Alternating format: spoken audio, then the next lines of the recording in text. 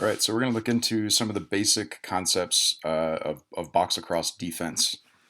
Number one is we want to defend the house. The house is the area outlined here. It's easiest just to think about it like equivalent to the paint in basketball, but it's the area that is the most threatening for us to give up shots from. It's important for us in terms of our defensive spacing and in terms of how we're setting up on defense. So we always want to understand kind of the area that the house comprises. Number two is we always want to disrupt any cuts into the house, and obviously any dodges into the house from the ball carrier. In box lacrosse, you don't have to let somebody without the ball cut through the middle. You can cross check them and jam them and keep them out. At minimum, you can disrupt them and throw them off their path and throw off their timing. So we never want to let somebody cut unabated into or through the house. And then number three is the concept of walling and walling off the middle of the field. So when we're on the ball side on defense, we want to play with our toes pointed towards the sideboards. So we're never going to play between our offensive player and the goal. We're always going to play even with them and with our toes pointing towards the sideboards so that we can deny the middle of the field. We'll look into some film clips here that will hopefully help illustrate these concepts. All right, in this first film clip, we're going to look at the first two defensive keys. So number one being the house and the area that it makes up, and how that helps us set up on defense. And then number two is how we deal with anybody who's trying to cut into the house.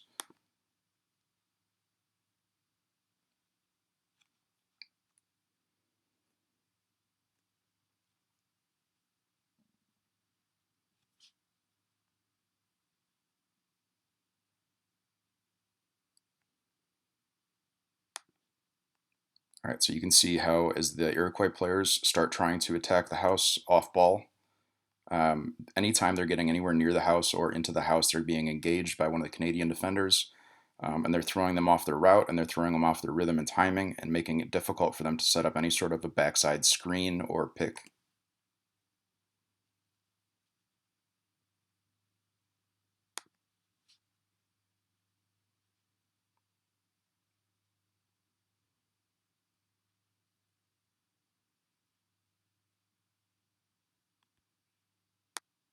In the next film clip, we're going to look at our third defensive key, which is walling off the middle of the field.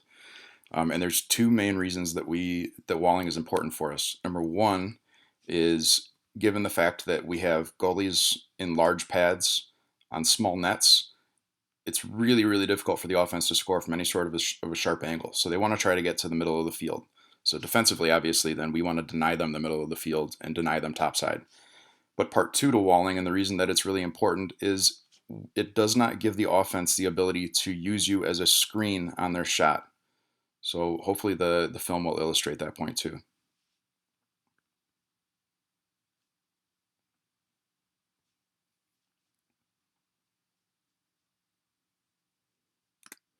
So you can see the stance that the on-ball defender's taken with his toes towards the sideboards and playing even with the dodger.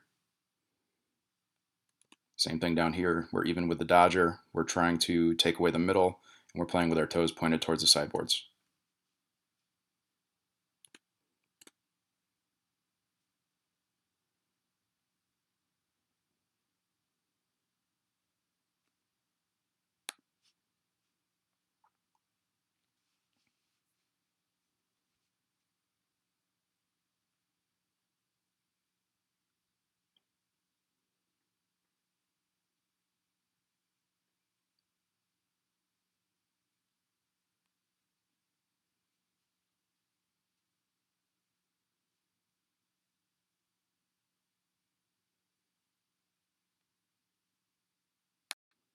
So continuing to look at walling as a defensive concept here in this film clip.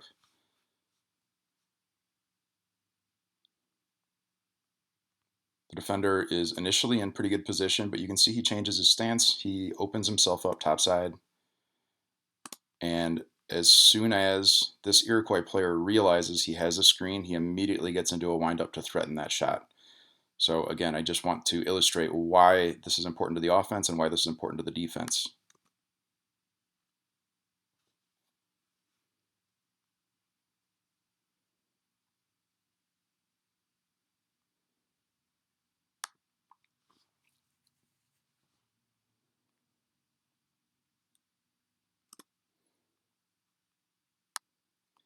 All right, so our final film clip here for defense, again, looking into walling and why it's important.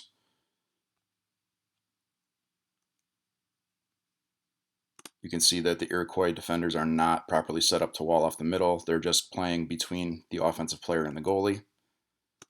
And as soon as he gets separation to get his hands free, he uses this Iroquois player as a screen, puts the ball around him. Goalie doesn't have a chance to save it because he can't see it.